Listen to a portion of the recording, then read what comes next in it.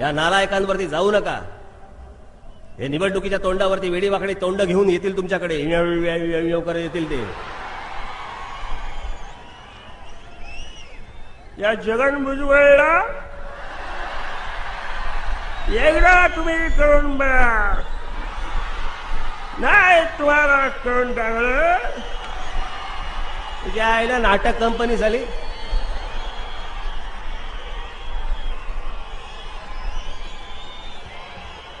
इथे घेण्यापेक्षा जर नटरंग पिक्चर मध्ये घ्यायला पाहिजे होता असाला. ते एक दुसरीच्या आईला ते बसले बिहार मध्ये कानाचे केस वाढवून.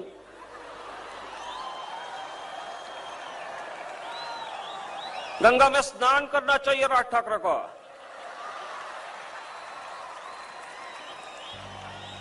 छठ पूजा उसके घर के बाहर आके करेंगे हम लोग. येऊन तर बघ साल्या, परत जातो की नाही बघ.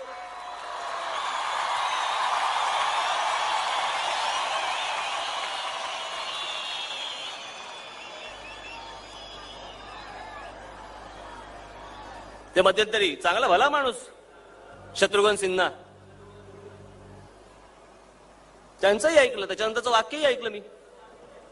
ते मायाबद्दल बोलत होते, राज एक अच्छा आदमी है, एक कलाकार है, एक ऐसा है, एक वैसा है, बोलत होते. त्याच्यानंतर काय बोलले, बिहार में तो एक इंडस्ट्री चलती है, वो है एक्सटॉर्शन की. एक्सटॉर्शन म्हणजे खंडणीची. एक्सटॉर्शन हे बिहारचेच शत्रुघ्न सिन्हा बोलतायत. कुठच्या प्रदेशाबद्दल? बिहारबद्दलच बोलतायत. आज मुंबईमधल्या कुठच्याही पोलीस अधिकाऱ्यांना विचारून बघा, त्यांचा सर्वात जास्ती वेळ हे युपी बिहारमधनं इथे जे गुन्हे करतात त्यांना शोधण्यासाठी तिकडे जावं लागतं. सर्वात जास्ती वेळ त्यांचा तिकडे जातो. सगळ्या पोलीस स्टेशनला जाऊन तुम्ही विचार करा, एवढे अपराध कधी महाराष्ट्रामध्ये कधी होत नव्हते.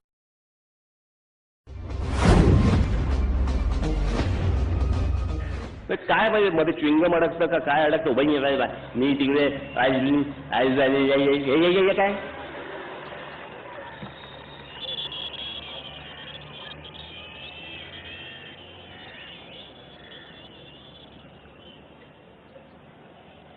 दुसरं ते अजित पवार, आमच्या हातात सत्ता दिली तर आम्ही प्रगती करू, नाही तर करणार नाही. काय धमकी आहे?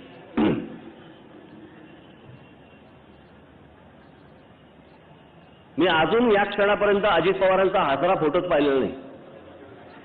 सतत गंभीर असतात. काकांना सांगितलं मी असा अशा प्रकारचा होणार असेल तर आम्ही काही करणार नाही, अगोदरच सांगून ठेवतो. आमच्या हातात दिली सत्ता तर दिली सत्ता, नाही दिली तर अजिबात काम करणार नाही, एवढं लक्षात ठेवावं. अरे उपमुख्यमंत्री आहेस का, कोण आहेस का, काय धमकी कसली देतो? जनता आहे ती, लोक आहेत ते. 15 दिवसानंतर प्रभाव शून्य होतील म्हणे. कोण बोलतंय? पृथ्वीराज चव्हाण.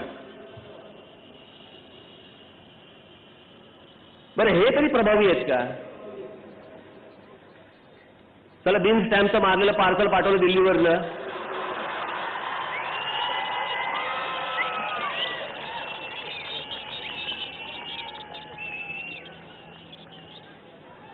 बरं ही भाज्याची पेटी आत्ताच कशी वाजायला लागली? इतके दिवस तर गप्प होती. काहीतरी आपले कोंबडे घालून फिरते. कोंबड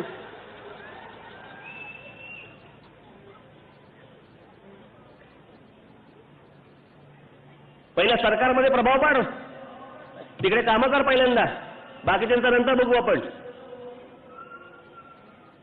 पण मला फक्त याच्यातलं राजकारण म्हणून जर समजा मी विचार केला, एक तिरका विचार म्हणून, हे माननीय बाळासाहेबांबद्दल आत्ताच का बोलले हो?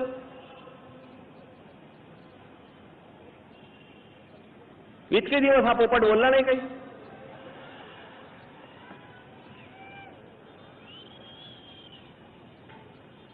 मनापासून बोलला की बोलायला सांगितलं का काय? याच्या मागचे राजकारण कळायला मार्ग नाही. यांचं काय नक्की आतून सगळ्यांचं साठवलोटा चालतं ना, मला काही कळत पण नाही यांचं.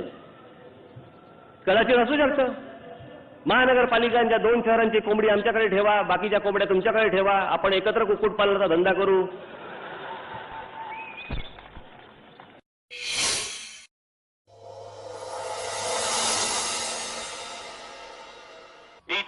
गोष्टीची सुरुवात होणार. काल त्यांनी शिवाजी महाराजांचा दाखला दिला की महाराजांच्या नावाने राजकारण करून पाहणाऱ्यांना दूर ठेवा. मैंने कहा छत्रपति शिवाजी महाराज के नाम पे जो कोई राजनीति कर. अरे काय तुझ्या काँग्रेसमधूनच सांग ना. भारत सबका है, भारत में ये होना चाहिए.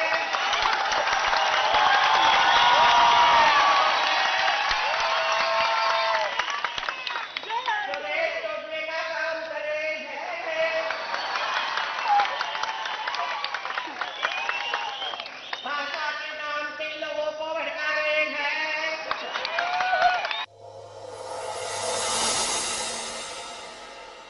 उपयोग काय यांचा? नुसत्या खुर्च्या उभे होते बघा, आले तेव्हा बघा चिडचिड होते.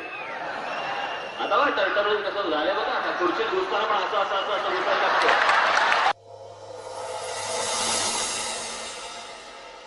गंगा में स्नान करना चाहिए राज ठाकरे को.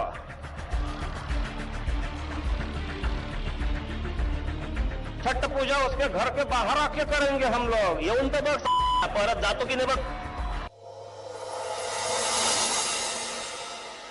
राज एक अच्छा आदमी है, एक कलाकार है, एक ऐसा है, एक वैसा है बोले होते. त्याच्यानंतर काय बोलले? बिहार में तो एक इंडस्ट्री चलती है, वो है एक्सटॉर्शन की. एक्सटॉर्शन म्हणजे खंडणीची.